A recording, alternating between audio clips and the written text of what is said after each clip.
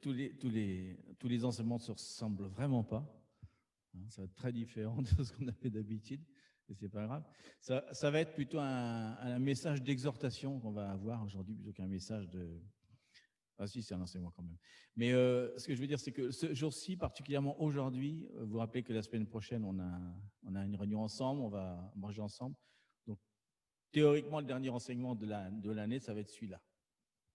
Donc, justement, on va parler un petit peu de ce qui va se passer de l'année prochaine, des décisions qu'on va prendre. Vous savez, les premières décisions qu'on fait le 1er janvier, là, qu'on ne respecte jamais. Là, vous savez. Ça, c'est des promesses qu'on fait avec nous. C'est pas grave, on va en faire avec Dieu aujourd'hui. Donc, il y a une semaine, dimanche dernier, quand je priais au Seigneur en lui demandant qu'est-ce que je devais enseigner, il m'a fait tout un enseignement de la nuit. C'était bien, c'est lui qui m'a enseigné. Je ne me rappelle pas trop ce qu'il m'a enseigné, mais par contre, à la fin, il m'a dit que le thème aujourd'hui, il m'a donné un thème. Je l'ai plus ou moins suivi, c'est sortir enfin de l'Égypte et rentrer dans la terre promise.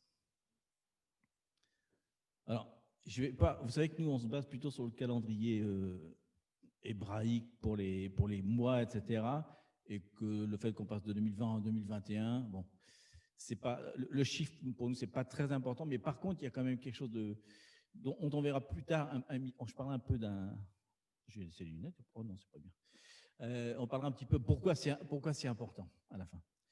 Et donc, ce que je voulais dire, c'est que oui, il y a quelque chose qui se passe dans l'atmosphère. Alors déjà, aujourd'hui, vous savez qu'hier soir, c'était la fin d'Hanouka. Ça s'est terminé hier soir, la fête des Lumières. Et qu'on a commencé hier le premier jour du dernier mois de l'année pas religieuse. On est le 10e mois de l'année religieuse, c'est le mois de Tibet. Juste pour dire que, en 2 secondes, c'est le mois qui ne parle que de la justice de Dieu, qui juge les nations, etc. Le mois, l'attribut, c'est Dan, le juge, et puis tous les trucs, tout ce qui s'est passé en Tibet, ça a toujours été des jugements sur Israël, etc. Donc il y a beaucoup de choses qui parlent du jugement dans le mois de Tibet qui commence. On aura peut-être l'occasion d'en reparler l'année prochaine, en fait. Mais là, sortir de l'Égypte et rentrer dans la terre promise. Pourquoi je posé la question? Il m'a dit parce que si on regarde bien ce qui s'est passé récemment, on peut voir la Covid, il paraît qu'on dit maintenant, la Covid. Bon. La Covid, c'est cette espèce de virus bricolé. Est-ce que c'est une plaie? Est-ce qu'on peut dire que c'est une plaie ou pas? Alors, il y a beaucoup de gens qui ont dit non, c'est pas une plaie, on peut voir ça, les plaies des derniers jours, des derniers temps, mais ils ont dit non parce que ça n'a pas fait beaucoup de morts. Mais je ne vois pas à quel moment la définition de la plaie, c'est que ça fasse beaucoup de morts. Ça, c'est dans l'Ancien Testament. Une plaie, quand ça touche le monde entier, ça me semble être une plaie quand même. Pas la peine qu'il y ait 1 million de morts pour qu'il y ait ça.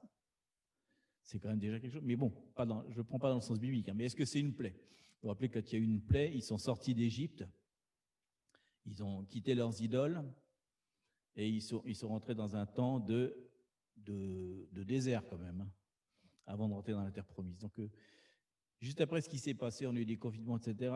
C'est comme si là, en ce moment, on était encore dans le désert et que 2021, c'est peut-être le moment justement qu'on peut prendre la décision d'aller vers la terre promise, quoi. En fait, le désert, si Dieu a permis ça aussi, il a permis aussi des choses intéressantes. Il a permis que tous les gens qui avaient assimilé l'Église avec un bâtiment ont été bien surpris. Et ça a été forcé que les gens se remettent en question, et c'était bien, non? Ça a amené beaucoup de gens aussi qui se sont connectés, qui ne se connectaient pas.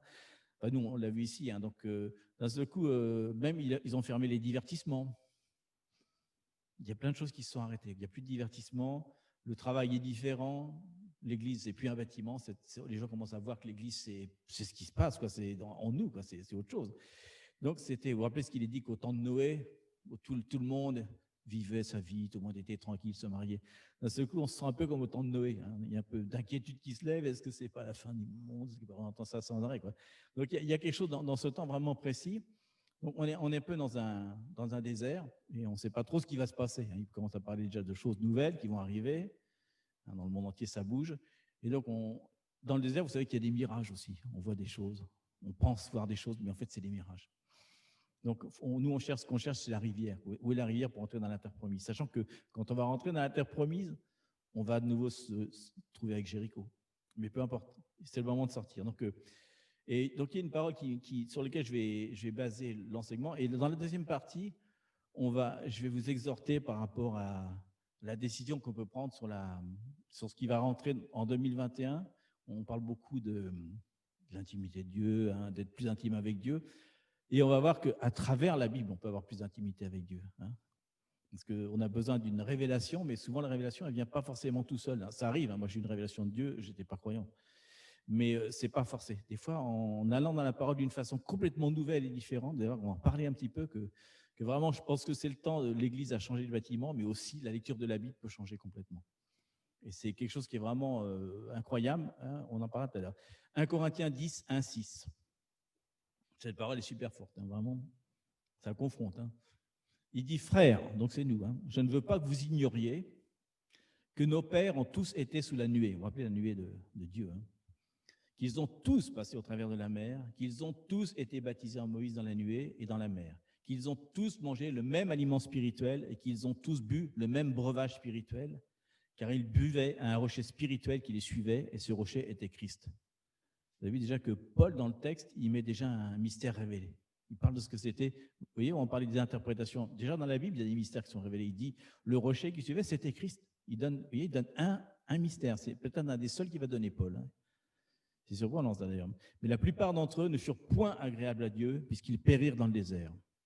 Or, ces choses sont arrivées pour nous servir d'exemple, afin que nous n'ayons pas de mauvais désirs comme ils ont eu. Vous voyez, ce qu'il dit quand même, il dit, je ne veux pas que vous soyez dans l'ignorance. L'ignorance, c'est que ça veut dire, c'est la bêtise. Hein. Vous ne soyez pas dans l'ignorance de savoir que tous nos pères, tout le monde a été spirituellement abreuvé. Ils ont tous été sous la nuée de Dieu, et pourtant, ils ne sont pas rentrés dedans. Hein, c'est marrant parce qu'il dit que Dieu dit qu'il bénit tout le monde, croyant ou non croyant. Donc, ce n'est pas parce qu'on a été béni, qu'on a tout reçu, etc., qu'on va rentrer dans la terre promise. Donc, je ne vais pas aller plus loin, mais en fait, il nous dit que la connaissance, hein, la spiritualité, si on peut dire, nous amène quand même à la discipline. La liberté spirituelle, ce n'est pas la mollesse, c'est quelque chose où il y a de l'action, il faut faire quelque chose. C'est ce qu'on va voir tout à l'heure. Et je vais aller très vite sur les 5 raisons qui les ont empêchés de rentrer, mais c'est quand même quelque chose qu'on peut se poser dans notre vie si on voit qu'on n'est pas rentré dans cette nouvelle terre promise. Vous voyez, rappelez, ils disent la première chose, c'est la convoitise. C'est vraiment les 5 choses qui les empêchent de rentrer. Il le dit plus tard, c'est la convoitise. Dans Nombre 11, vous vous rappelez, ils veulent tous, on veut de la viande, on veut de la viande. Et finalement, il donne de la viande, il fait tomber des cailles, il y en a partout, et il se goinfre tellement que ça l'énerve et il les punit tous finalement. S'ils voient que le désir de leur cœur, ils ne sont pas contents avec la manne spirituelle, ça ne leur plaît pas, ils veulent de la viande. Parce que la viande, ça leur rappelle en fait ce qu'il y avait dans l'Égypte avant. Donc, ce qui veut dire là, c'est que ce qu'on doit faire attention, c'est ce que nos yeux convoitent, quel est le désir de notre cœur, quelles étaient nos convoitises du passé. Je pense que si Dieu a permis toutes ces choses-là, il essaie de nous dire quelle était votre convoitise par rapport, par exemple, pourquoi vous alliez à l'église, qu'est-ce qu'il était le désir de votre cœur. Souvent, on a des revendications par rapport à Dieu qui sont particulières quand même. On est un peu comme des enfants gâtés, on voudrait, moi, je veux ci, je veux ça. Et le bien commun, on n'y pense pas tellement. Donc, est-ce qu'on recherche sa gloire? Est-ce qu'on est motivé par la justice de Dieu, etc. C'est une question qu'on peut se poser. Si on veut sortir d'Égypte et rentrer dans la terre promise, il faut bien examiner dans notre cœur. Bon, on sait qu'on ne cherche pas la richesse, hein, on cherche quand même, il le dit, en plus, chercher d'abord le royaume et la justice de Dieu, et la richesse vient après. Mais malgré tout, le truc de l'homme, c'est toujours chercher la richesse matérielle en premier. Ça n'intéresse plus, c'est quelque chose qu'on a en nous, et c'est un travail particulier quand même. Donc, bon, je vais aller plus vite sur les autres. L'idolâtrie, ils ont été disqualifiés à cause de l'idolâtrie, hein, ils ont payé. En fait, ils continuaient à adorer les idoles d'Égypte. Il faut savoir aussi que dans les Hébreux, vous vous rappelez qu'il y avait des Égyptiens qui étaient venus avec vous. Hein, c'est vraiment comme les Hébreux se laissaient contaminer par les Égyptiens. Ils continuaient à idolâtrer ça. Donc en fait, voilà. L'idolâtrie, c'est aussi quelque chose, vous vous rappelez, il dit que c'est carrément l'idolâtrie, c'est le péché le plus terrible à ses yeux. C'est fou, hein. Il dit que, donc, ouais. Qu'est-ce qu'on cherche justement? Est-ce qu'on a des cœurs, est-ce qu'on a un cœur partagé avec une idole dans notre vie, ou un cœur tiède, ou est-ce qu'au contraire, on a un cœur zélé, vous vous rappelez, il dit qui est chaud, qui est passionné pour lui, quoi. Et en fait, l'idolâtrie, c'est aussi souvent ce qu'on ne donne pas à Dieu.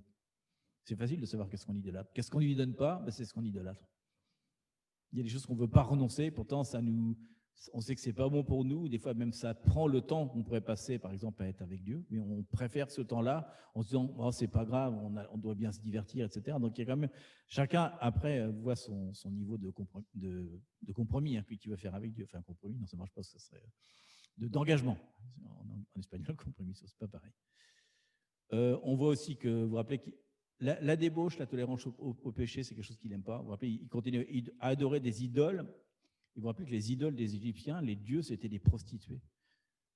Des femmes prostituées et des sacrifices d'enfants. L'idolâtrie, la débauche, c'était quelque chose de puissant. Donc on voit que la débauche, maintenant, vous avez vu que on voit ce qui se passe dans le monde par rapport à la débauche sexuelle, hein, je parle. Hein. Comment on est en train de permettre des choses, et on entend même des fois des ministres. Je ne sais pas, vous avez vu récemment Marlène Schiappa, ce qu'elle a raconté. On ne va quand même pas interdire les partous à trois, non.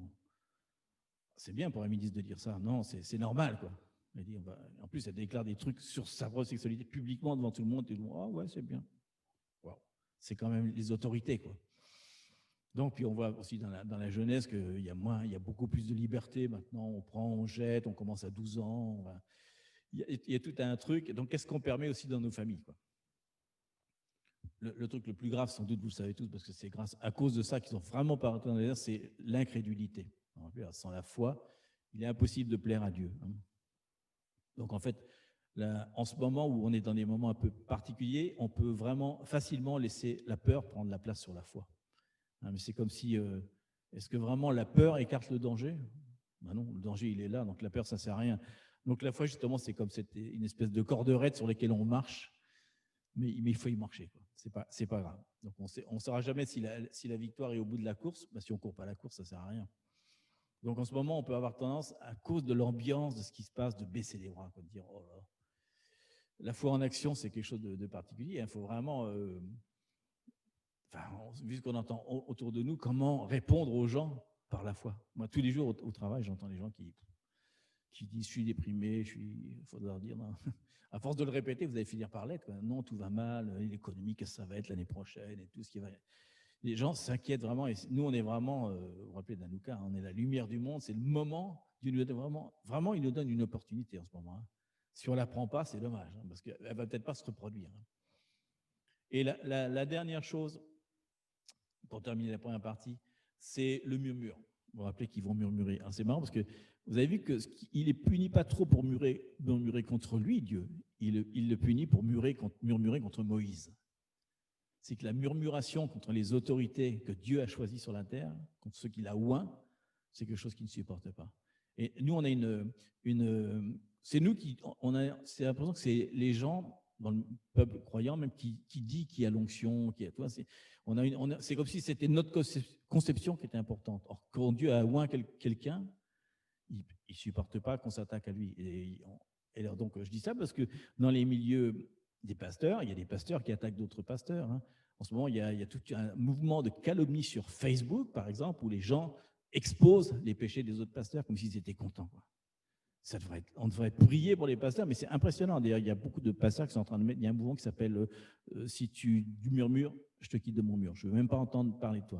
Donc, il y a plein de pasteurs qui sont en train de quitter d'autres parce qu'on voit en effet qu'au lieu de couvrir les autres, ils exposent avant même que plus que les autres, les journaux, les tabloïds, quoi, plus que les chrétiens sont comme s'ils étaient contents de voir d'autres pasteurs tomber. Donc le murmure, c'est quelque chose qu'ils ne supportent pas. Donc voilà des choses sur lesquelles on peut réfléchir. Déjà, si on veut rentrer dans la terre promise, c'est déjà une première piste, quoi. Voilà. Donc je disais tout à l'heure, une exhortation. Je vais un peu continuer finalement sur le thème que j'avais commencé, une exhortation avec amour, hein, bien sûr, pour 2021. On a sans arrêt parlé, on l'a dit la dernière fois, on a dit on allait passer du lait à la viande. Je pense qu'ici, vraiment, même sur ceux qui sont connectés sur Zoom, tout le monde est passé à la viande quand même, mais j'ai l'impression qu'on est passé un peu au steak frites quand même. Hein. C'est la nourriture qu'on mange tous les jours, le steak frites. Quoi. Je disais la dernière fois, c'est le temps de passer, je ne sais pas, à la choucroute, je sais pas, aux viandes en sauce, des trucs qui sont lourds à digérer, quoi, où vraiment on rajoute quelque chose de plus. Parce que c'est facile de dire qu'on passe, oui, je suis plus au lait, je suis à la viande, mais en fait, on peut avoir une viande très superficielle où c'est toujours tous les jours la même chose, quoi. Je dis ça sérieusement, hein, c'est pas.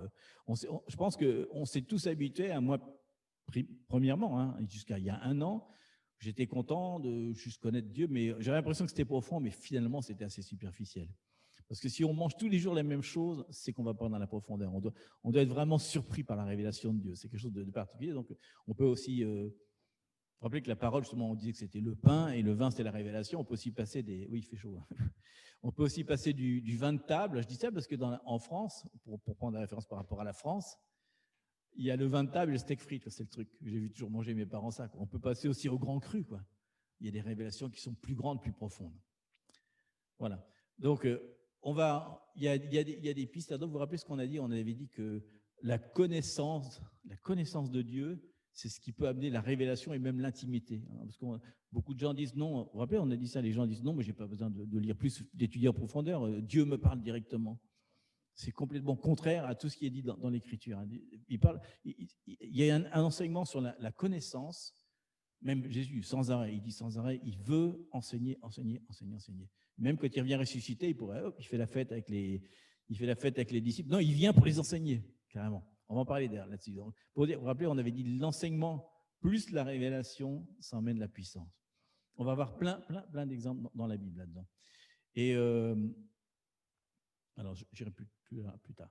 Donc, déjà, vous savez que justement, le steak frites, pour moi, c'est un peu quand on parle de l'évangile du salut, quoi. Parce que l'évangile du salut, c'est quelque chose qui est prêché depuis très longtemps, depuis plus de 1000 ans. Et l'évangile de puissance, qui est sorti il y a 30-40 ans, vous savez, où avec les mouvements charismatiques, on essayait de faire une démonstration de puissance. Hein. Il disait que les dons, avec la puissance, on pouvait évangéliser plus facilement. Et après, on a fait que la puissance. Il n'y avait plus l'enseignement, on avait disparu. Il n'était plus que des manifestations. Comme on disait, les gens allaient à l'église parce qu'il avait une onction, parce que son message, parce qu'on tombait par terre, parce qu'il guérissait les gens. Et alors qu'à l'origine, on va à l'église, il dit qu'il est bon pour les frères et les sœurs de séjourner ensemble, il dit de s'asseoir pour être enseigné, la parole exactement qu'il dit. Les gens, ils aimaient l'enseignement. Et maintenant, vous avez remarqué que de moins en moins, les gens aiment être enseignés. Ils aiment bien se divertir, mais être enseigné, c'est quelque chose qui passe pas bien. Donc, dans la parole, c'est vraiment ça. L'enseignement, c'est vraiment la consistance plus grande. Donc, vous voyez, on parle souvent d'évangile de puissance. Alors, il y a quelques paroles qui en parlent. Je vais vous les citer. Attends, pardon. À moins que ce n'est pas un truc. Attendez, excusez-moi. Bon, bref. Ça n'a pas dû sauvegarder, mais je l'ai là-dedans par contre. Bon, peu importe. C'est pas très grave. Vous vous rappelez que dans Romains 1,16, par exemple, il dit qu'il n'a pas honte de l'évangile. Il dit l'évangile de puissance, c'est ce qui donne le salut. Et sans arrêt dans la Bible, vous verrez le mot évangile de puissance, c'est sans arrêt dit. Alors, aussi parce que par la puissance, on peut manifester Dieu, mais l'évangile de puissance, c'est vraiment très important. Il y a vraiment une puissance dans l'évangile. Ouais. Et donc, quand Jésus est ressuscité, il n'y a pas beaucoup de... C'est un truc qu'il faut vraiment deviner. Il y a marqué que Jésus est ressuscité, il revient pendant 40 jours, vous vous rappelez? Et 40, on fera un enseignement spécial sur 40, 400 et 4000. C'est vraiment un truc qui est profond. Ce n'est pas pour rien qu'il vient pendant 40 jours et qu'ils attendent 10 jours et que ça fait 50. Il y a des choses, Jésus se réfère à d'autres choses, il le fait exprès. Il se rappelle aussi qu'il était 40 jours dans le désert. Il se rappelle des jeunes des 40 jours. Il y a quelque chose de particulier qu'il veut leur dire à ce moment-là, il leur dit. Sauf que ce n'est pas écrit dans la parole. Vous vous rappelez, il y a marqué, si on écrivait toutes les paroles de Jésus, ça ne pourrait pas tenir. Et là, c'est fait exprès. Il y a ce creux-là, exprès pour que ce soit nous qui ayons voir ce qu'il leur a enseigné. Parce qu'en fait, il n'y a rien de marqué. Il y a marqué, vous vous rappelez, il est dans plein d'endroits différents. Il dit, Jésus leur enseigne pendant 40 jours. Avant 40 jours, il enseigne, il ne fait pas des choses n'importe quoi. Il enseigne les secrets du royaume. Et vous vous rappelez ce qu'il dit, mon royaume n'est pas d'ici. Donc, il n'enseigne pas les secrets du royaume, comment gouverner sur la terre. Ça, on a déjà l'Esprit Saint pour le faire, c'est dans Genèse. Mais il leur enseigne le secret du royaume. Vous vous rappelez que dès qu'ils sortent après Pentecôte, les 5 ministères sont créés. Or, ça n'existe pas dans la Bible, il n'y a pas d'enseignement des 5 ministères. Or, on voit d'un seul coup qu'il y a des apôtres, des prophètes, des enseignants, des pasteurs. Ils sont tous là. Donc, il leur a déjà enseigné ça. Comment l'Église va pouvoir fonctionner sur la terre. Il leur enseigne les ministères, mais il leur enseigne bien d'autres secrets. En fait, c'est évident qu'il aura raconté plein de secrets, justement ce dont on parle sans arrêt, des choses profondes, parce qu'ils sont hébreux en plus, donc il peut leur enseigner des choses profondes de la parole. Mais là, justement, et vous vous rappelez qu'à un moment, il est sur Emmaüs. Quand il est sur Emmaüs, à un moment, il y a des gens qui sont complètement désespérés, comme nous, on pourrait être désespérés en ce moment. Et Jésus vient pour leur rappeler qu'il est présent. Ce n'est pas Jésus à ce moment-là, vous vous rappelez. Mais il leur dit quelque chose de... Alors, il les enseigne sur le chemin, vous vous rappelez. Il marche très, très, très longtemps. Il va leur enseigner quelque chose. Et il va leur dire que toute l'Écriture parle de lui. Alors, quand on prend le mot, c'est surprenant, parce qu'est-ce que vous entendez par l'Écriture? On dit la parole de Dieu, la Bible, enfin, je sais pas. En sachant qu'à l'époque, ils n'ont que l'Ancien Testament. Hein. Il ne peut pas leur dire le Nouveau Testament parle de moi, il n'est pas écrit. Donc, il dit tout l'Ancien Testament parle de moi. Alors, on est tous au courant qu'il y a plein de Christophanies, hein, des manifestations de Dieu comme Melchisédek et Jésus, enfin plein de choses. Il y a aussi des références comme Ésaïe qui parle d'Emmanuel, qui parle de plein de descriptions. Mais il dit aussi l'Écriture, il dit l'Écriture, la parole, l'Écriture hébreu, les mots hébreux parlent de moi. Et on verra que si on relit la Bible d'une autre façon, on va voir que tous les mots parlent de Jésus, en fait. Alors, il y en a, on pourra en citer plein. Par exemple, Adam. Adam, par exemple, c'est Dan, ça veut dire le sang, Dom, ça veut dire le sang, et A, ça veut dire créateur. Donc déjà, dans Adam, il est déjà dedans. Il y a plein de mots où il se met dans l'Écriture. Mais par exemple, un mot que tout le monde connaît bien, c'est shalom. Un shalom, vous vous rappelez, ça veut dire la paix. Ça veut dire aussi la plénitude, le manque de rien, une joie profonde, quelque chose que rien ne peut enlever du monde. Vous vous rappelez ce qu'il dit, que votre paix soit votre force. Et en fait, shalom, c'est 3 lettres seulement, parce qu'il n'y a pas de A et de O en hébreu. Donc on peut rajouter un E, si on veut, ou n'importe lequel. Et quelle que soit la chose qu'on met, par exemple, on peut avoir le mot shalom qui veut dire la paix. On peut avoir Ishalem, qui veut dire ça valait le coup, ou Shulam, j'ai payé pour toi, ou Meshulam, j'ai payé en avance, ou Mushlam, qui veut dire c'est parfait, ou Shalem, qui veut dire c'est complet. Et que le mot entier parle en fait, j'ai payé d'avance, c'était bon, ça valait le coup, c'est complet, tu as tout. C'est marrant que quelle que soit la déclinaison, on obtient quelque chose de Dieu. Et pour ça, il dit Dieu est ma paix.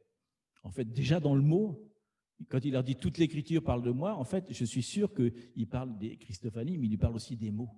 En fait, il y a beaucoup de mots, et on va voir ça quand on va relire la Bible à nouveau, en s'arrêtant à des petits passages, en regardant tous les mots, on va voir que Jésus est caché dans presque toutes les choses. C'est vraiment impressionnant. C'est une autre façon d'interpréter ça. Et donc, il leur donne la connaissance sur le chemin. Vous vous rappelez qu'après, il mange avec eux. Il prend le pain et le vin. Le vin, c'est le secret, vous vous rappelez. Et au moment où il déchire la connaissance quelque part, et le vin apparaît, le prophétique descend sur eux. Ils ont d'un seul coup une révélation. Et ils partent tout de suite. Ils retournent à Jérusalem pour parler de ce qu'ils ont vécu. Un mouvement apostolique. Ils partent en courant. Ils vont évangéliser les autres, évidemment. Donc, on voit à nouveau toujours cette même chose, quoi. Et donc, il y a aussi une chose, pourquoi est-ce que pendant qu'il est en train d'enseigner les secrets du royaume, pourquoi Jésus, d'un seul coup, pourquoi il leur donne pas la puissance tout de suite? Pourquoi le Saint-Esprit ne leur donne pas tout de suite? C'est bizarre qu'il leur dise, il dit non, je dois repartir, et vous devez rester pendant 10 jours, attendre quelque chose. Et il y a un moment où il y a comme la connaissance, et ensuite il leur dit, attendez le prophétique, et ensuite vous serez envoyés. Il ne leur dit pas ça, bien sûr, mais vous avez vu que 10 jours après, le chiffre 10, c'est pas n'importe quoi, il y a une puissance qui vient sur eux. Vous vous rappelez qu'il y a 3 puissances, justement. Il y a la puissance qui est en nous. Vous vous rappelez, en nous, déjà, c'est Jésus qui nous la donne. Hein. Déjà, à la création, il y a une puissance, puisqu'on est né d'en haut. Donc, déjà, il y a une puissance en nous. Il leur donna le Saint-Esprit en eux. Mais le mot qu'il donne, il leur dit lambano, recevez une puissance en vous. Mais il dit attendez une puissance et vous serez baptisés. Vous vous rappelez, il dit baptizo, ce qui veut dire vous serez mouillés complètement. Ça veut dire baptizo, ça va être mouillé, trempé. Donc, vous recevrez cette puissance sur vous, et ensuite, la puissance sera à travers vous. Ceux qui recevront ma puissance guériront, auront des puissances, etc. Donc, souvent, on voudrait recevoir toujours la puissance, mais en fait, Dieu te donne la puissance uniquement si tu vas l'utiliser. Le but, c'est ça. Sinon, il n'a aucun intérêt à donner la puissance de l'Esprit. Si tu ne la mets pas en action, c'est un évangile de puissance. Il dit dans Romains 1,6, l'évangile de puissance du salut. Il dit que grâce à cette puissance, je peux donner le salut aux gens. Donc la puissance, c'est pas justement ce qu'on disait, c'est pas pour montrer aux gens qu'on guérit des gens. Si ça glorifie pas Dieu, vous avez vu les apôtres à chaque fois qu'ils font un miracle, Ils glorifient le nom de Dieu parce qu'ils ont compris qu'il faut la connaissance déjà, ensuite il faut la révélation et ensuite il faut l'apostolique. C'est toujours le même principe. Et on peut voir d'ailleurs aussi ce principe-là dans Moïse, par exemple, quand il sort de l'Égypte, parce qu'on parlait de sortir de l'Égypte.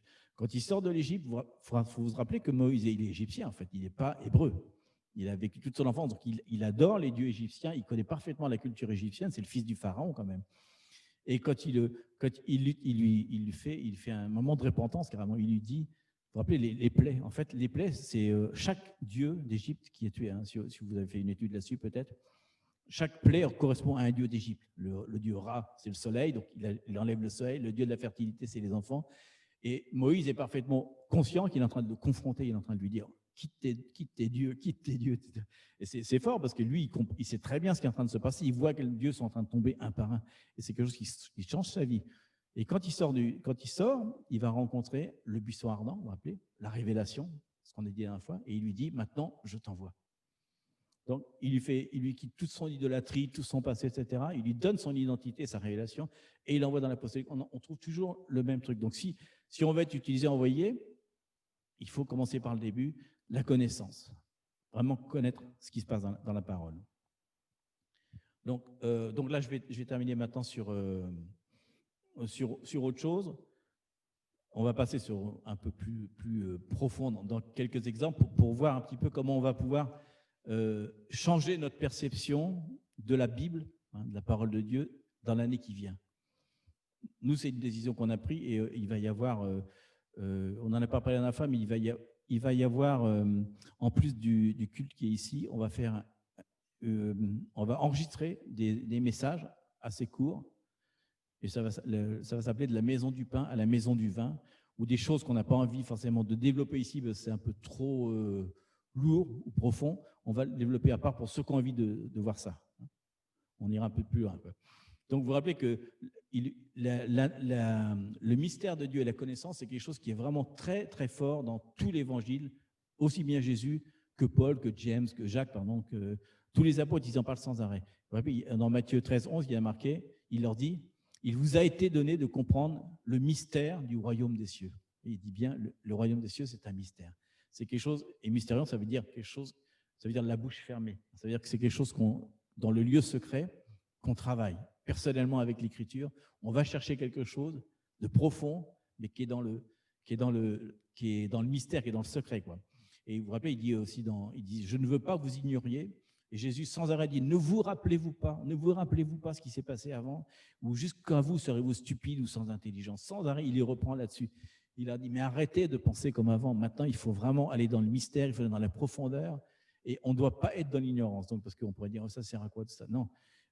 Le but de Dieu, c'est qu'on ne soit pas dans l'ignorance. Parce que si on n'est pas dans l'ignorance, on va vraiment pouvoir connaître notre identité. Parce que l'identité, comme je disais, ça peut venir d'un seul coup, mais souvent on dit « ouais, je suis fils de Dieu », mais on n'est pas vraiment fils de Dieu parce que c'est quelque chose qu'on ne vit pas.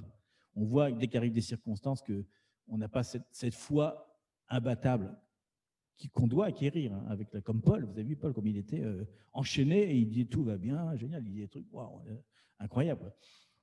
On doit être comme ça. Et donc justement, ce que je voudrais vous partager, la dernière partie justement, c'est que comment voir la Bible. Ouais. D'abord, je disais, regardez pas le miroir, regardez-vous dans le miroir. Parce que les gens, souvent, ils regardent la Bible comme un livre, mais ils ne voient pas comme un miroir de leur propre vie, quoi. Dès qu'on commence à envisager la Bible comme ça devient différent. Il y a aussi autre chose, c'est qu'on voit la Bible, beaucoup de gens voient la Bible comme un livre d'histoire. Il y a les paraboles, il y a l'histoire de David, l'histoire de Samson, etc. Mais en fait, tout ça, ce n'est pas une histoire. C'est un truc qui est complètement connecté. C'est-à-dire que ce qu'on a envie de voir, moi, c'est, alors en anglais, je ne sais pas comment dire en français, the big picture, c'est-à-dire le panorama complet, quoi. Par exemple, est-ce qu'on sait la Bible par rapport au Coran, où est-ce qu'elle se situe, par rapport au livre des morts des Égyptiens, où est-ce qu'elle est située là-dedans, dans ces livres qui sont des livres identiques, hein, des livres d'initiés, etc. Qu'est-ce qui fait la différence? Souvent, on voit la Bible, mais on ne connaît pas le concept. Par exemple, est-ce que vous savez où a vécu Jésus dans son enfance? Jusqu'à 4 ans, il a vécu en Égypte. Il vous rappelez qu'il est exilé pendant les 4 ans, 3 ans et demi exactement, où Hérode va mourir. Donc, ses premiers mots, il est fait en égyptien. Moïse, qui est le père de la foi, il est entièrement en Égypte. Sa façon de penser, son éducation est égyptienne. Donc, il y a beaucoup de choses, comme je disais la dernière fois, par rapport il y a des conceptions dedans. Si on ne comprend pas ça, on passe à côté de plein de messages. Ce n'est pas un livre que hébreu. C'est un livre il y a un mélange d'influences. Comme je disais tout à l'heure, quand Moïse sort d'Égypte, il est confronté. Et je ne sais pas si vous avez... Donc, autre chose qu'on peut aller plus loin. Vous vous rappelez, la dernière fois, on a enseigné quelque chose sur la partie un peu plus profonde de quand a été conçu Jésus, le jour de Hanouka, vous vous rappelez? On a parlé de ça. Est-ce que vous avez approfondi un petit peu le sujet? Moi, j'avais donné que la première partie, justement, pour ne pas aller plus loin. Parce que si on regarde bien, on regarde juste la vie de Marie et d'Élisabeth. Vous vous rappelez qu'on a dit que son mari, Zacharie, était au mois de juin en train de servir dans le temple quand l'ange lui a dit « Rentre chez toi pour que ta femme ait un enfant ». En fait, le moment où il est là, il est à Shavuot, c'est-à-dire qu'il est à Pentecôte. Il est dans la fête de Pentecôte. C'est pas une coïncidence, hein. Il est dans la fête de Pentecôte. Et quand il va, et 6 mois plus tard, quand Marie va recevoir le même message, vous vous rappelez qu'Élisabeth, c'est l'ange Gabriel qui lui parle. Et à Marie, c'est aussi l'ange Gabriel. Et elle est 6 mois après, elle est à Hanouka. Et à droite, quand est-ce que va naître Jean-Baptiste? 9 mois après Shavuot, Pentecôte, c'est Pâques. C'est-à-dire que Jean-Baptiste, qui est l'image de Élie, vous vous rappelez que Jésus sans arrêt parle de Élie, il naît à Pâques. Et quand est-ce que naît Jésus? 9 mois après, il naît à la fête des tabernacles, à Sukkot. Donc on voit que les deux conceptions sont à des fêtes opposées, les deux naissances sont à des fêtes opposées.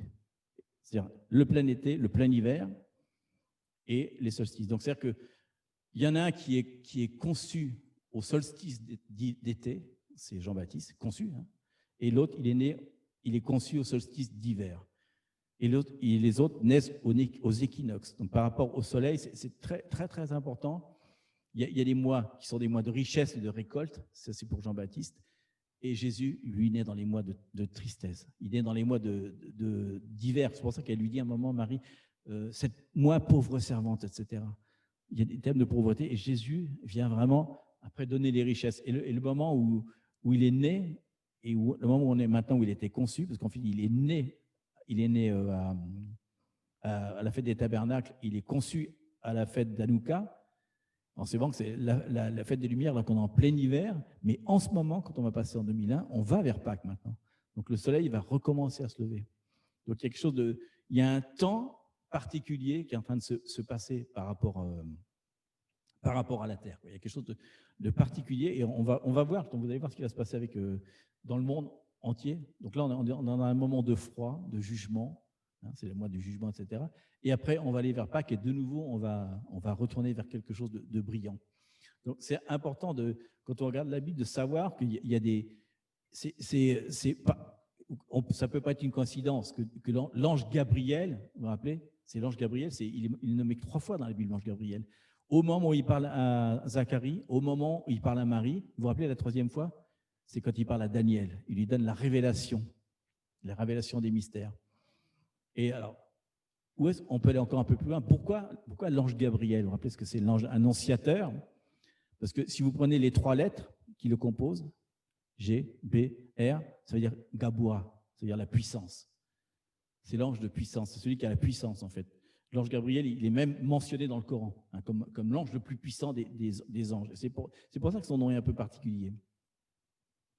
Donc oui, il y a encore quelque chose qui est caché dedans. Donc si on commence à se dire, je vais regarder la Bible différemment, je vais arrêter de lire des histoires, je la reprends depuis le début, quoi.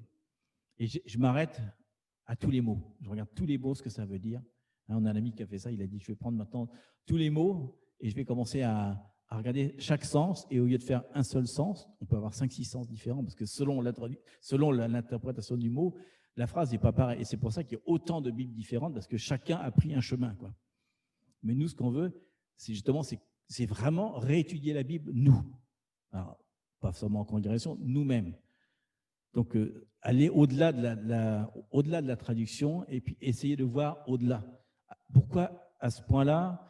Alors, oui, je disais ça tout à l'heure, parce qu'on va rentrer dans une nouvelle saison. Alors, réellement, on est rentré dans l'hiver, on va aller vers le printemps. Et il a dit à un moment dans Genèse, vous vous rappelez, il y a marqué que j'ai mis les luminaires dans le ciel, donc les étoiles, hein, pas seulement que la lune et le soleil. La lune, c'est pour les jours et le soleil, c'est pour les années. J'ai mis les étoiles aussi qui vont servir comme signe. Vous vous rappelez, il dit le mot hôte, comme signe. Et vous vous rappelez que ça veut dire je vais montrer les fêtes de l'Éternel, à quel moment elles arrivent. Mais hôte, ça veut dire aussi que les étoiles ont une influence sur toute la Terre. Mais on le sait, c'est réel, il y a vraiment une influence. Le Soleil est soumis à la pression des étoiles, il y a quelque chose de particulier. Et vous vous rappelez, il y a 12 points de proposition, c'est les 12 signes du zodiaque qui sont dedans. Il y a le 5, il y a 5 et 12, pour les Hébreux, c'est très particulier. 5, 7, 12, vous vous rappelez, ce sont à 7 dreadlocks, là. Il y a 5 rois qui vont le confronter. On voit toujours 5, 7 plus 12. Et par exemple, dans le Genèse, ça commence par 7 mots, et le dernier truc de Deutéronome, il y a 12 mots. Et ce n'est pas un hasard, c'est vraiment calculé. Il ne faut pas croire qu'ils écrivaient ça comme ça. Vous vous rappelez, s'ils commencent par Bereshit, par B qui veut dire la maison, et qu'ils omettent de parler de Aleph, ce qui est obligatoire dans un texte hébreu, c'est de commencer par la première lettre, on ne peut pas faire autrement, c'est qu'ils n'ont pas le droit de prononcer le mot de Aleph, c'est Dieu, quoi. Donc il dit Dieu est avant la création de toute chose. Et il dit que, vous vous rappelez qu'il dit aussi qu'on est né avant toute chose aussi.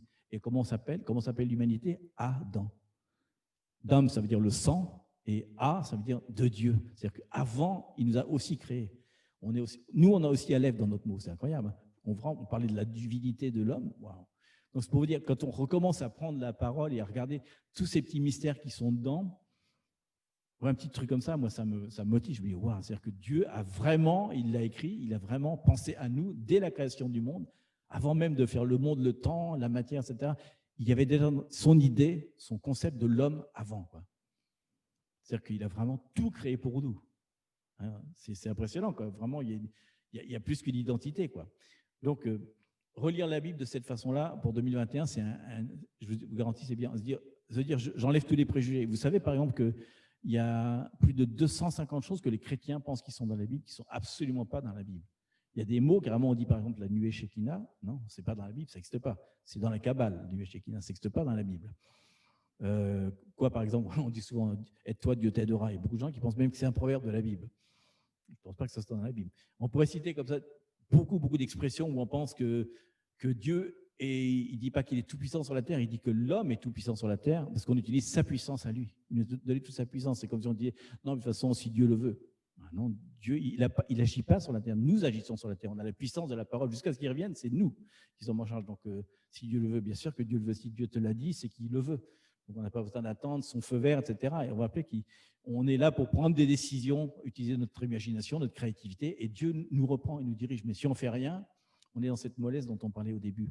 Donc, relire la Bible, c'est aussi augmenter sa foi, c'est vouloir aller plus loin, prendre des décisions. Mais je vous garantis que c'est un sacré exercice. Alors, une chose très, très importante, c'est mon expérience à moi, demandez à Dieu qu'il vous révèle les mystères avant de la lire. C'est vraiment un truc particulier. Allez dans le secret, dans le lieu secret, et dites à Dieu, par exemple, avant de dormir, Seigneur, révèle-moi vraiment les mystères de la Bible. Et c'est impressionnant. Dieu, vous vous rappelez que Salomon a dit, tu veux quoi? Il ne voulait pas les richesses, il voulait la sagesse. Il lui a donné la sagesse. Parce que si on demande, ce qu'on demande, vous vous rappelez, il accomplit les désirs de notre cœur. Donc, si notre désir, c'est vraiment de connaître en profondeur, il va le faire. Bien sûr, si notre désir, c'est de connaître en superficiel, on peut relire la Bible sans arrêt, c'est toujours la même chose qu'on va lire année après année. La révélation, c'est vraiment quand on commence à se dire, qu'est-ce qu'il a voulu dire dans ce concept-là? Pourquoi il y a ce mot particulier qui est dedans? Combien il a de lettres? Quelles sont les lettres qui sont dedans? Parce que ça, on peut trouver ça partout. Hein. Il y a Bible Strong, ça existe. C'est pas compliqué. Et des fois, on est surpris par le sens. Parce que souvent, quand on lit la Bible, moi, je la lis en 3 langues, souvent en espagnol, en anglais, je me dis, mais c'est bizarre, dans la Bible française, il y a un truc qui n'a rien, mais vraiment rien à voir avec l'autre. Et en regardant le mot, je me dis, bah oui, ça n'a vraiment rien à voir. Ils ont pris un des 5 sens, mais on voit bien que dans le contexte, ça ne conne pas, quoi. Alors qu'en anglais, c'est autre chose. Mais c'est tellement différent et ça change carrément le sens de la phrase. Hein. Ce n'est pas une traduction qui serait un mot identique, ce n'est pas un synonyme, c'est un mot opposé. Ça n'a rien à voir. Et on a justement des choses qu'on a, par exemple, beaucoup assimilées. On dit tous on est né de nouveau. Hein, c'est un truc qui existe depuis 30 ans. On est né de nouveau. Or, dans la Bible, il ne parle jamais de né de nouveau. Il dit vous êtes né d'en haut. Et après, il dit, mais quand vous serez né de nouveau, vous serez comme le vent, vous serez invisible. C'est-à-dire que quand Jésus revient, quand notre corps disparaît, alors là, on est né de nouveau. On devient, en effet, comme il dit, comme le vent, invisible. Mais avant, on n'est pas né de nouveau, on n'est pas invisible. On est visible, on est toujours dans notre corps. C'est pour ça qu'il lui dit bien, il faut déjà naître d'en haut. Et ça, on le sait, puisque l'Esprit Saint vient sur nous. On vit toute notre vie. Et seulement quand Jésus revient, on peut dire qu'on est né de nouveau. Mais dire qu'on est né de nouveau, c'est une aberration. Ça ne correspond pas du tout à ce qui est mis dans la parole. Et pourtant, on a autorisé ce truc-là depuis très longtemps. Donc ça fait partie des mystères où il y a une nouvelle naissance, en effet, mais c'est pas au moment du Saint-Esprit, parce qu'on a déjà le Saint-Esprit en nous, en plus, vous vous rappelez. On a déjà le Saint-Esprit en nous. Le fait de naître d'en haut, c'est de recevoir une puissance sur nous, qui va permettre de l'utiliser, la puissance. Mais on n'est toujours pas des nouveaux, on a toujours le même corps. Comment on pourrait être des nouveaux? Donc, pour ça, vous dire, relire, moi, je me suis mis ce défi depuis un petit moment, c'est de recommencer la Bible entièrement, reprendre Genèse. Allez, on peut aller dans l'ordre, hein, c'est pas obligatoire, mais on peut aller dans l'ordre, et puis essayer de voir qu'est-ce que Dieu veut vraiment nous dire, quoi. Quelles sont les choses qu'on a souvent reçues, souvent d'autres enseignements qu'on a mis pour vous rappeler. On peut avoir plein de préconçus sur la Bible parce qu'on pense que c'est ça qu'il faut interpréter. Or, Dieu veut vraiment maintenant, je pense, pour son peuple, hein, lui donner une nouvelle connaissance, quoi. Et alors, c'est bien parce qu'il a justement arrêté un petit peu les églises traditionnelles dans lesquelles on va finalement pour la fraternité plus que pour la connaissance. Donc, d'un seul coup, on est forcé un petit peu d'aller plus près. Puis alors, comme on est dans plein de problèmes aussi, forcément, on est d'un seul coup, quand on a des problèmes, on appelle Dieu au secours. Donc, on est vraiment, et en plus, tous les gens ont des problèmes, il va utiliser cette puissance qui est à travers nous. Donc, 2021, c'est mon exhortation, hein, c'est de reprendre la parole de Dieu, et on va la reprendre ici dans la congrégation. Hein, je vous rappelle, en novembre, il m'avait dit, on est dans un œuf, c'est rempli de symboles, j'étais dans un œuf, il y a plein de symboles, il dit, il est temps d'aller à la profondeur. Mais ce n'est pas juste aller à la profondeur pour la profondeur, c'est qu'on va redécouvrir des choses dans la Bible qui vont nous changer vraiment notre conception. Mais il y a déjà en ce moment, dans l'atmosphère spirituelle, il y a déjà quelque chose qui a commencé à changer. Je ne sais pas si vous avez remarqué, il y a beaucoup de révélations qui commencent à arriver dans plein de ministères prophétiques. On commence à voir un mouvement comme une espèce de synergie, vous voyez, où il n'y a plus des prophètes individuels, mais on voit comme des compagnies de prophètes où les gens commencent à dire « Ah, on reçoit tous la même chose, tous au même moment, Dieu vous l'utilisez pour être dans une nouvelle alliance. » Et avant, c'était impossible, bien sûr, parce que comment tu vas aller dans une église qui est là-bas? Là, maintenant, on peut très bien se réunir et avoir des prophètes qui se réunissent ensemble pour discuter, pour partager leur vue, et on peut tous en faire partie. Parce que je pense que vraiment, s'il y a quelque chose que Dieu veut, vous rappelez, il dit « désirer profondément de prophétiser ». Je pense que vraiment, en ce moment, si on lit la parole, la connaissance, et qu'on commence à être prophète, on va avoir une puissance extraordinaire. C'est-à-dire que, vous vous rappelez, ce qu'il appelle le rémanent, ça veut dire très peu de personnes, mais qui ont une puissance extraordinaire. Et je crois vraiment que ce qu'il veut pour notre congrégation, c'est vraiment ça. C'est qu'il veut qu'on augmente la connaissance, qu'on continue à développer l'intercession, le prophétique, et qu'on va vraiment être très puissant. Et à ce moment-là, justement, on attend, vous vous rappelez, le grand réveil. Le grand réveil, c'est lui qui nous attend finalement. Le grand réveil, il est déjà prêt. Il n'y a plus qu'à rentrer dedans, quoi. Tu veux partager? Tu peux partager.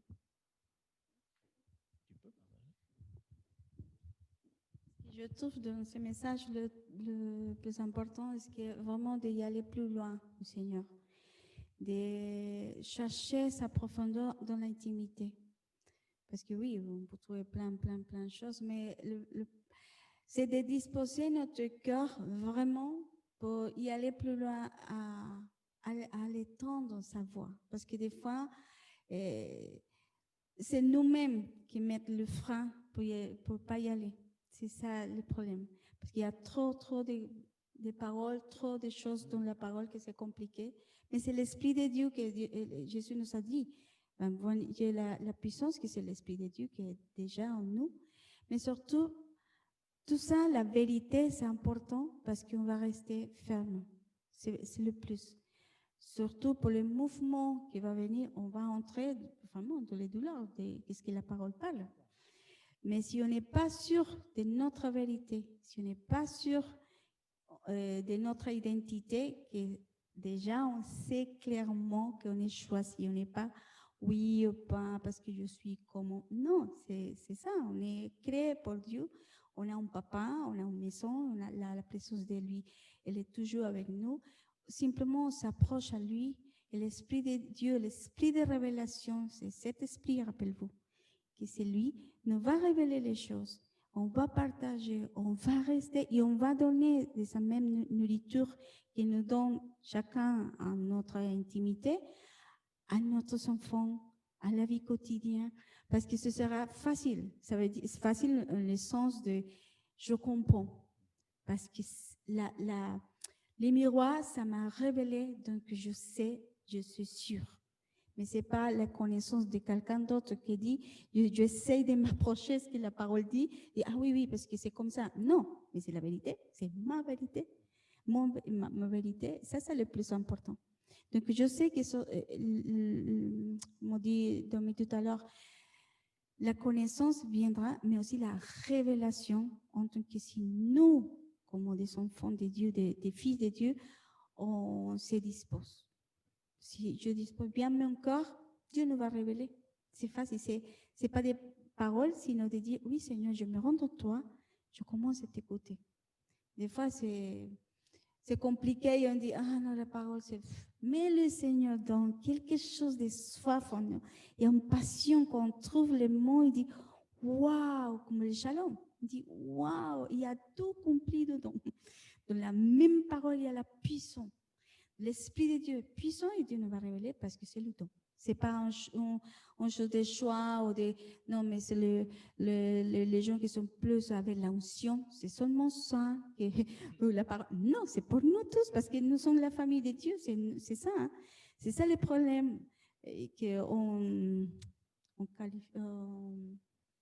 On met des niveaux. Et non, mais tous sont dans la même table. C'est le même Père. Elle nous appelle tous les jours de nous asseoir avec lui pour nous enseigner. Et comme on a vu une fois, la table est remplie de nourriture, simplement d'y aller manger. Mais chacun va recevoir, évidemment, selon son besoin. Mais le Seigneur ce sera là. Et Dieu nous va amener vraiment à la profondeur cette année, le 2021. 21, pardon, c'est sûr, 100%. Mais le plus, c'est ce que Dieu nous donne le vouloir, comment le faire. Oui, mais si elle nous dit oui, je suis d'accord, ok, on y va ensemble. Mais ça, une chose de dire oui ou pas, simplement. Je pense que c'est un moment aussi d'entrer à la terre promise. C'est autre chose. Il y a un chemin qui s'est ouvert, il y a un moment de marcher, d'y aller plus loin avec Dieu. Vraiment, on vous encourage de ne pas rester dans la superficialité, sinon d'y aller plus loin, de traverser les eaux de Dieu et voir qu'il y a plus. Comme aujourd'hui, Valérie, elle a voyé quelques chambres de sa maison grande, mais il y a plusieurs, il y a beaucoup pour vraiment chercher à Dieu. Il y a plus, c'est pas arrêter. La source, c'est continuer. Continue tout le temps. Donc voilà, c'est simplement pour vous encourager. Et aussi, tous ensemble, on va entrer à les choses. Il y a surtout le but que le Seigneur a prévu pour chacun de nous, et pour chaque famille. Et c'est vraiment par amour de Dieu qui nous permet d'avoir la connaissance, franchement. Quand on regarde justement, moi j'étais impressionné. Jésus meurt sur la croix, t'imagines, il a payé pour nous tous. Théoriquement, il a fini son travail. Il va dans la terre, il reprend, il enseigne même ceux qui n'ont pas pu être enseignés, il reprend les clés de la victoire, il s'en va. Et pourtant, il ne retourne pas au ciel. Il pourrait retourner voir son Père. Non, il reste encore 40 jours. Il aime tellement ses disciples qu'il reste encore avec. Il est menti en disant, mais il reste avec ses disciples comme si vraiment... Il y a vraiment quelque chose d'amoureux avec eux, quoi. Il veut vraiment leur enseigner des choses. Et c'est l'amour de Dieu, c'est qu'il veut qu'on connaisse plus. C'est pas justement, il veut pas qu'on connaisse la superficialité. Jésus était très très complexe. Et vous rappelez-vous qu'il a marqué que tout ce qu'il a enseigné n'est pas dans la parole. tout ce qui est enseigné n'est pas dans la parole. Donc, ils ont passé des heures, vous imaginez les heures qu'ils passaient avec Jésus la nuit à parler avec lui. Tu imagines ce qu'il devait leur raconter, il devait leur dire des trucs absolument incroyables, parce que étant hébreu, il pouvait leur parler des profondeurs. Il disait, mais dans la parole, quand Ésaïe disait ça, voilà ce qui se passait. Oh là là là. Imagine, j'aurais bien aimé être là, quoi. D'enregistrer. Donc, toutes ces heures de conversation que nous, on peut avoir avec lui, il nous a laissé sa parole. Justement, c'est un miracle, un fait que vraiment sa parole a pu rester, on a pu la retrouver. Hein. Et alors, peut-être certains vont trouver qu'on est bizarre si on fait ça. Mais rappelez-vous que Jésus était nazaréen, c'était une secte. Il disait, Jésus, il faisait partie de la secte des Nazaréens. Jean-Baptiste, pire. Il était carrément dans une secte. Vous vous rappelez qu'il est parti de Jérusalem pour se mettre dans les grottes de Qumran avec toute une secte qui vivait, qui ne mangeait pas, qui ne dormait pas. Ouais, si vous allez à Qumran, vous verrez, c'est impressionnant. C'était vraiment une secte à l'époque. Donc, ils étaient bizarres, mais quand ils sont revenus, vous avez vu un peu. Donc, nous, on peut avoir. Ça peut être bizarre. Des fois, ils vont dire, mais qu'est-ce que c'est que cette histoire de lire la parole? Est-ce qu'ils sont juifs? Est-ce qu'ils sont. Ouais, on va plus tout ce qu'on peut entendre, parce qu'il y a un juste milieu entre tout ça. Mais vraiment. Moi, faut sortir du lot. Il ne faut pas avoir peur de ça. Faut pas avoir peur de ça. Seigneur, déjà, merci parce que tout ce qu'on a dit là, maintenant, on ne pourrait pas l'avoir si tu n'avais pas laissé ta parole. Et tu as vraiment laissé un dépôt, Seigneur, extraordinaire sur la terre, Seigneur, un espèce de mode d'emploi qui nous sert vraiment à quelque chose de fort, Seigneur. C'est quelque chose qui nous guide dans toutes les choses, Seigneur. Et en plus de ça, tu nous as baptisés, Seigneur, remplis, Seigneur, de ton esprit, Seigneur, qui fait qu'on est complètement unis avec toi, Seigneur, et qu'on a accès à tous les trésors, Seigneur, de l'interprétation de la parole, Seigneur. Et on a aussi accès, Seigneur, à l'amour que tu as démontré, Seigneur, l'amour que tu montres dans chaque ligne, Seigneur. Toutes les choses parlent de ton amour, Seigneur. On voit que ta création, avant même que le monde existe, Seigneur, par amour, tu nous avais déjà créés et tu nous as créés pour être avec toi, Seigneur. On va passer un temps infini, Seigneur, tu l'as dit, une éternité, Seigneur, avec un corps nouveau, né de nouveau, Seigneur. On va être avec toi, Seigneur. Et de nouveau, tu vas nous enseigner, peut-être tu vas nous demander d'aller dans les galaxies, Seigneur, de gérer les galaxies. On va être dans un temps complètement différent, parce que tu as dit que le temps n'existerait plus, Seigneur. On va être dans une espèce de choses différentes dans lesquelles on veut se préparer, Seigneur. Merci parce que tu veux, Seigneur, comme disait Paul, tu veux qu'on court la course. Tu ne veux pas qu'on reste statique, Seigneur. Tu veux qu'on avance, Seigneur, pour aller vraiment de gloire en gloire, Seigneur, te connaître encore plus tous les jours, Seigneur. Pouvoir aller dans le miroir de la parole, Seigneur, où on va te voir toi et on va te voir nous, Seigneur. Et on va voir que toi et nous, Seigneur, c'est vraiment, on est les deux fils, Seigneur, les deux fils du Père, Seigneur. Merci, Seigneur, parce que avec cette paternité, cet amour, Seigneur, tu amènes la sécurité dans nos vies, Seigneur. Et comme il disait, on peut dire Abba Père, mais on peut dire aussi j'ai la puissance, Seigneur. La puissance qu'on dit à la fois, quand on sait qui on est, Seigneur, on marche avec puissance, on vit une vie de miracle, une vie de faveur, Seigneur. Et on veut faire ça, Seigneur, pas pour juste faire ça, mais pour te glorifier, Seigneur, pour que quand on le fasse, Seigneur, les gens te voient à travers nous. Là, on demande vraiment que tu actives cet évangile de puissance. Oui, et qu'on garde bien sûr cette humilité, sachant que c'est toi qui fais toutes choses, Seigneur. C'est pas nous, mais on va pouvoir te montrer, Seigneur, et on va pouvoir te glorifier, Seigneur, et faire comme ces apôtres, Seigneur, tout neufs qui t'ont vu partir au ciel et qui ont d'un seul coup ont commencé à guérir les aveugles, à donner, comme il disait, je te donne ce que j'ai, Seigneur. Le peu qu'on a, Seigneur, il faut qu'on le donne maintenant, Seigneur. C'est le moment d'être vraiment mature, Seigneur. Ça fait des années, des fois, qu'on est chrétien, Seigneur. Et on est resté statique, Seigneur. On demande pardon, Seigneur. L'année qui vient, la nouvelle saison, Seigneur, on veut avancer, Seigneur, avec toi, Seigneur. Avancer dans la profondeur, avancer dans la hauteur et dans toutes les dimensions, Seigneur. Amen. Soyez bénis.